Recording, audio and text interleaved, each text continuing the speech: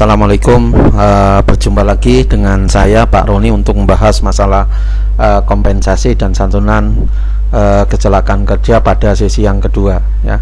Kita lanjutkan materi yang berikutnya. Tadi kalau tidak salah sudah sampai ini ya. Ini sudah saya revisi ya. Jadi untuk cacat total untuk selama-lamanya dibayarkan sekaligus dengan besarnya 70% kalikan 80 bulan upah, santunan berkalanya 500.000. Kenapa tadi 200.000 ya? Saya sempat nulis 200.000. Kenapa? Karena memang peraturan sebelumnya itu. Nah, ini kan dinamis. Itu yang tadi saya sampaikan bahwa bukti pemerintah memperhatikan ya masalah santunan ya, karena sesuai dengan santunan yang diberikan harus sesuai dengan perkembangan zaman, kemudian kebutuhan yang semakin hari semakin meningkat, sehingga santunannya juga perlu dinaikkan kalau misalkan terjadi kecelakaan kerja ya. Ini sudah saya revisi semuanya ya. Ini oke. Saya lanjutkan ya. Kemudian prosentase santunan cacat tetap ya sebagian dan cacat lain-lainnya, baik cacat tetap sebagian berupa cacat anatomis ya tubuh, ataupun cacat fungsional ya kekurangan fungsi ya, maupun kematian. Nah, ini kalau kita lihat ya tabelnya ya, kalau misalkan terjadi kecelakaan kerja kemudian berakibat misalkan lengan kanan dari sendi bahu ke bawah, coba lengan kanan ya, jadi tangan kiri dan tangan kanan kadang-kadang prosentasenya itu beda ya. Contohnya ini 1 dan 2, lengan kanan dari sendi bahu ke bawah, artinya mungkin tangan sebelah kanan itu diamputasi ya sampai bahu ya. Ini contoh saja, berarti korban tersebut akan mendapatkan santunan ya. Santunan ini kita lihat 40% ya. Kita lihat di sini sesuai dengan aturan ya.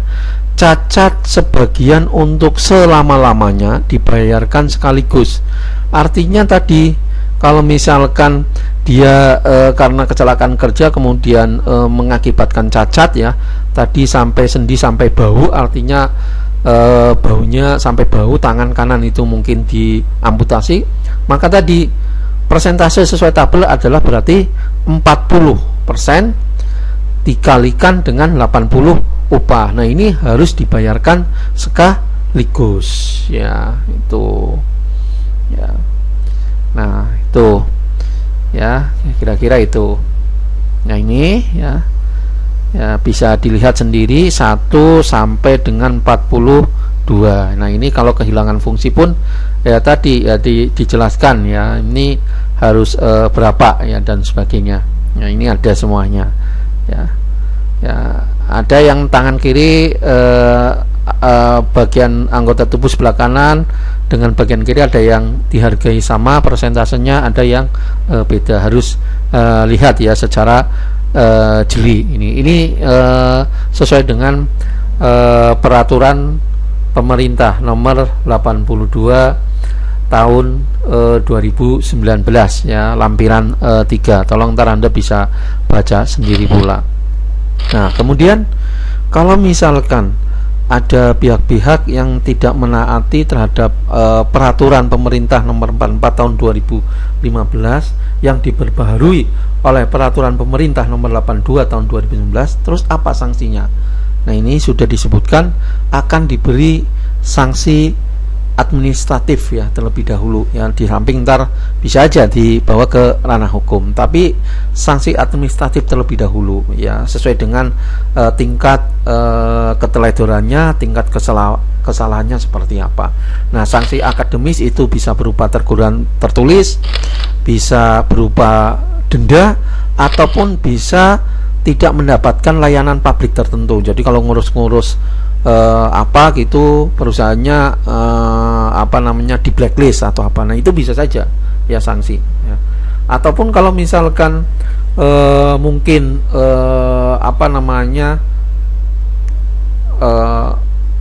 kesalahannya itu sudah tidak bisa ditolerir, mungkin bisa saja ya dibawa ke ranah hukum ya gitu ya.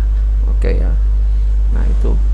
Nah, ini contoh perhitungan minimal santunan yang diterima oleh korban ataupun ahli waris ya ketika kecelakaan kerja itu terjadi. Korban berarti kalau misalkan kecelakaan kerja tersebut mengakibatkan tadi korban, tapi korbannya masih hidup. Sedangkan ahli waris kalau misalkan kecelakaan kerja tersebut menyebabkan kematian. Nah, jadi yang menerima ahli waris.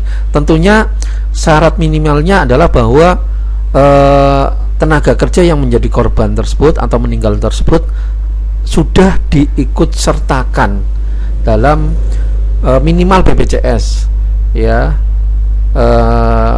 Badan Pengelola Jaminan Sosial ya, tenaga kerja. Jadi ntar akan diterima ya hak-haknya ya.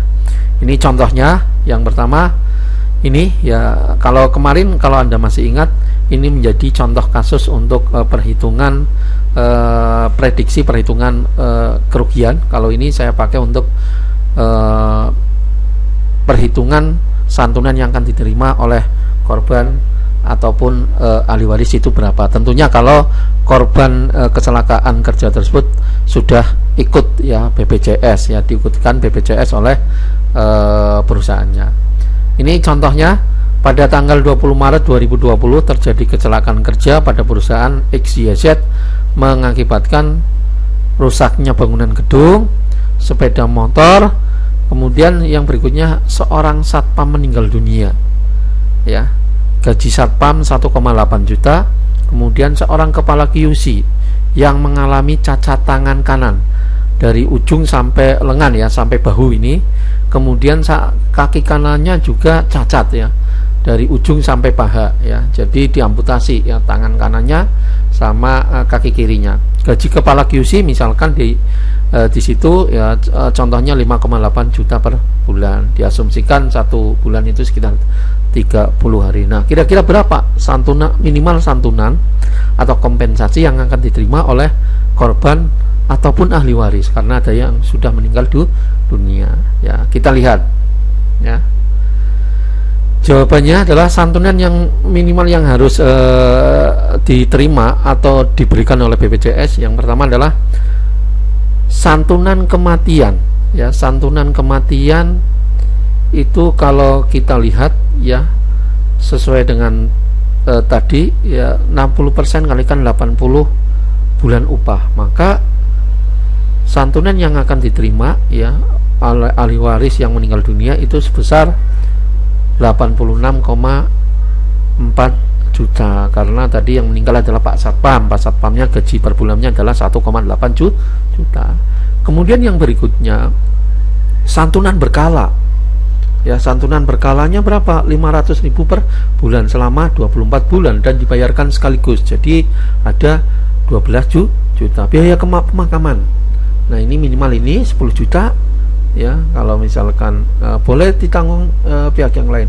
Kemudian kalau tadi Pak Satpam itu punya anak ya, seperti yang tadi saya sampaikan di sesi yang pertama, maka anaknya itu berhak mendapatkan beasiswa ya.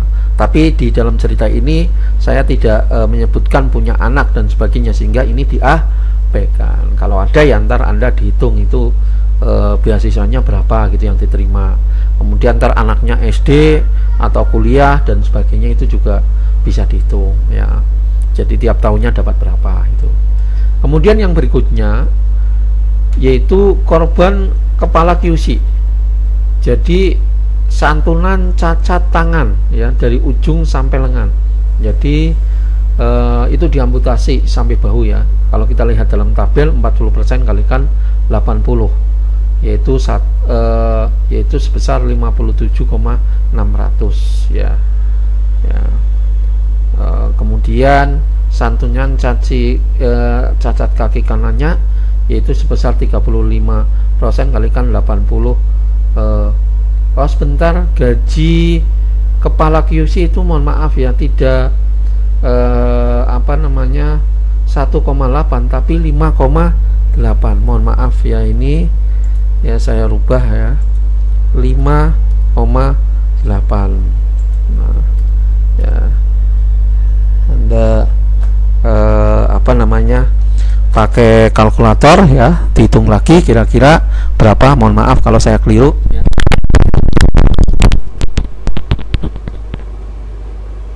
Saya hitung pakai kalkulator 40% dikalikan 80 dikalikan 5,8 sama dengan 185,6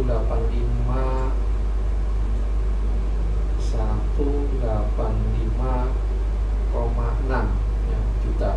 Kemudian ini juga sama ya, saya koreksi 35% kalikan 80 dikalikan 5,8 sama dengan 162,4.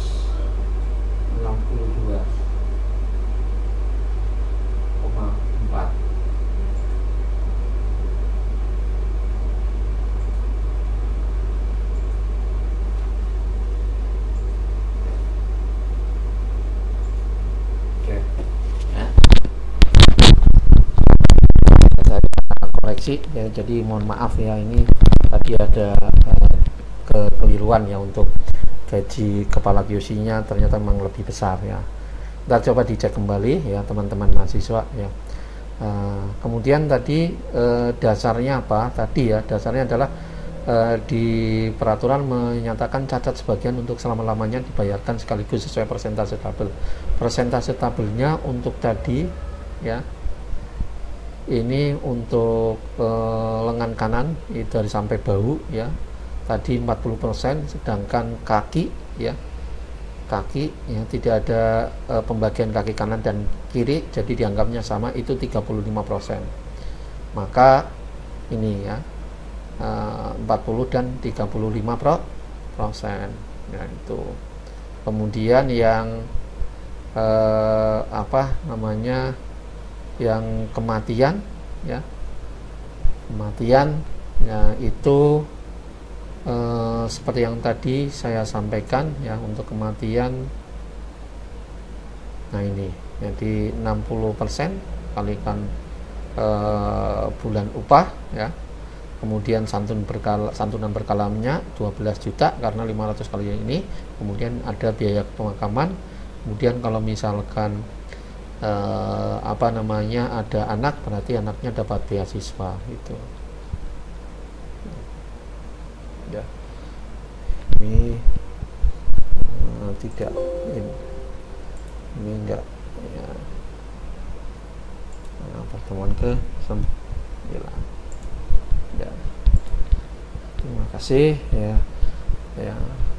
Kemudian kenapa kecelakaan kerja kadang-kadang enggan untuk dilaporkan ya. Keengganan melaporkan kecelakaan kerja karena takut tindakan disiplin, khawatir ya, cacat penilaian negatif kondisi perusahaan ya. Kemudian reputasi, khawatir juga ya, tidak menyukai petugas medis ya, dan sebagainya.